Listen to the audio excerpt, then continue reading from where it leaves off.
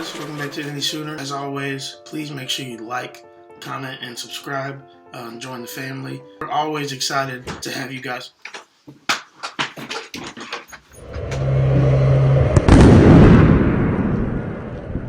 What's up, y'all? It's the Any Sooner. It's JP. Welcome back. If you guys are new here, we want you to join the family. Go ahead and like, comment, and subscribe. I'd like to get this video up to 50 likes if we can, so the YouTube algorithm can pick it up and we can just, again, continue to grow the family. If you're new here, we talk Oklahoma football, some NFL football, but kind of specifically concentrated on former Oklahoma players. For a little bit of background on me, I grew up in Indiana, born and raised in Indianapolis, but my family all lives in Oklahoma. Literally, I'm the only one that lives up here. My mom, my sister, all my extended family lives in Oklahoma or North Texas. So I am a huge Oklahoma fan. My mom graduated from there in '87. Sister runs track there currently. She'll be a sophomore this upcoming year. So it's in my blood. I'm student born. I'm student bred. Till I die, I'll be. Finish it. That's right. So again, at the end of the day, I'm just excited to give you guys content. And as we continue to push towards the first game, only a couple days, about 59, I think 58 days away. I'm going to give you guys content up until then, and I'll give you some reactions to games after that. Real quick, I'm not going to take too long today. We're going to talk about Nik Bonitto and why I think he's very integral to the success of Oklahoma this year and if they want to win the 2021 National Championship. Now, Nik Bonitto had one of the best years the edge rushers really had since, I guess you want to say Ogbo Okoronkwo, and even Eric Stryker are some of the edge rushers we think of when we think about kind of Oklahoma in that position specifically, especially in the last decade. Nik Bonitto had 9 sacks last year. Probably could have had more, but his impact could not just be directly applied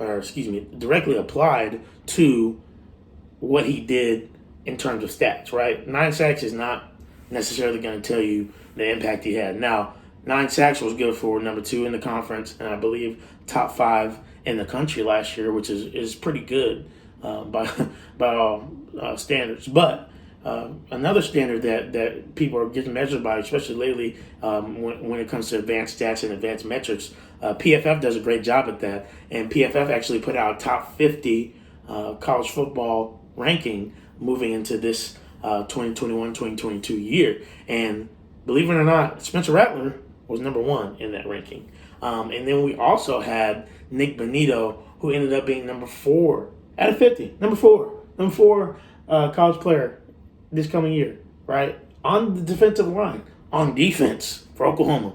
Okay, we changed for all these people commenting on my videos saying Oklahoma don't have a defense. Pay attention. This is not 2018. Wake up, okay? First of all. Second of all, we also have Kennedy Brooks on there, who's number 42. I'll probably do another video on him later. I have a crazy take on Kennedy Brooks people may not like. I think he's a wonderful running back. I just wouldn't say he's elite. I'll explain that in a video later. Nevertheless, he's a beast, okay? Don't get me wrong. Anyways, back to Nik Bonitto. I'm going to tell you what Anthony Triche, who is one of the main guys over at PFF College Football, had to say about Nik Bonitto and his number 4 ranking, why they named him that high. He said, Bonitto might be the most underrated player in all of college football. The rush end led all FBS edge defenders in pass rush grade, 93.6, pass rush win rate, 28%, and pressure rate generated, 25.7% in 2020. Among all Power 5 edge defenders since we began grading college 7 years ago, Bonitto ranks in the top 5 in all 3 metrics. That's nuts. All three in the last 7 years, right? At all. That's from everybody that's come in the last 7 years. And if you think about it, it's really nuts to see the progression that he's made from, right, he was inside linebacker kind of when he first started off in 2019 against Baylor. And then he easily, He's easily kind of seamlessly transitioned into this edge role where he was a beast last year in his first year really playing there for the majority of the year. He made everybody else go. Ronnie Perkins was a beast, don't get me wrong, but he helped Ronnie Perkins assimilate. Isaiah Thomas, he helped assimilate. They did their own thing, but especially this year, the beast we have on that line and Nik Bonitto, Jalen Redmond, Perrion Winfrey, Isaiah Thomas, he's going to help them go because they're going to be worried about Nik Bonitto.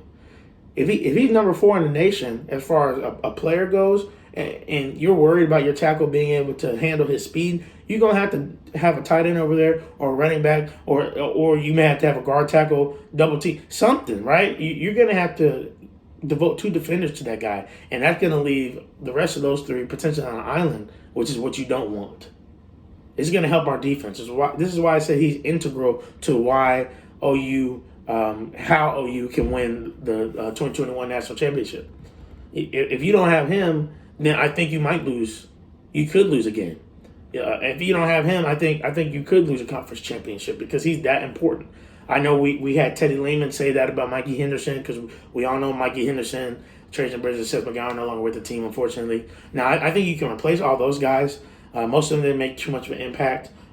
Mikey Henderson, we were excited about. But it's not that we don't have people that can replace that. Nik Bonitto, though, I don't know if we have somebody that can come in and provide the same production in the way he did it, right? Isaiah Thomas, not that he didn't get sacks, because he did, but Isaiah Thomas wasn't named in the top 50. Maybe he should have, and some of us could have that argument, but he wasn't named number 4. Nik Bonitto was, because Nik Bonitto's that good, right? He has all that to his game on the edge, and that edge defenders make defenses coordinators' lives way easier, right? You look at the NFL, you look at Myles Garrett, right? You look at them pairing him with Jadeveon Clowney now. You look at T.J. Watt. You look at some of these edge rushers that can just blow up games or game records. You look at Kayvon Thibodeau out in Oregon, who a lot of people are expecting to be one of the first edge defenders taken this year. Which, hey, some people think Nik Bonitto could have the year where he could usurp Kayvon Thibodeau. There's been all this talk about Kayvon Thibodeau since he was a freshman. Nik Bonitto has come on like that. That's how big of a player we're talking about. And that's what I'm saying. Oklahoma's come so far that now we have one of the top defensive linemen, edge rushers in the nation. If not one of the top players in the nation. Okay? So he is just going to have a beastly year. I think he's going to have 10 to 12 sacks. Comment below what you think he might have as far as sack numbers go. But I think, again, his impact is going to be beyond that. It's going to be getting double teams. It's also going to be creating pressure on the quarterback, being able to blow by those tackles, dip his shoulder down low, bend, and get to the quarterback. If not create pressure, create forced fumbles, create crazy passes that maybe turn into interceptions. All those things, right, are things that Nik Bonitto is going to do well at the end of the day. So, again, thanks y'all for sitting in with this. I'm looking forward to continuing to give you guys content as we move into the year. I'm going to be talking about, at the end of the day, what our win-loss will be. I'm going to go through the whole schedule. I'm looking forward to that. I'm sensing a lot of wins, as I'm sure you guys are too. And yeah, we'll just be kind of doing that up until the season. We're not that far away. I'm looking forward to it. Y'all stay tuned again for more content. Follow me on Twitter at Indy_Sooner. I tweet daily on there. Like to have some fun, like to argue with Texas fans because they're delusional. But no, for real, I appreciate y'all. We'll talk to y'all soon. Love, family. Boomer. I would do anything, they make sure I'm not in line.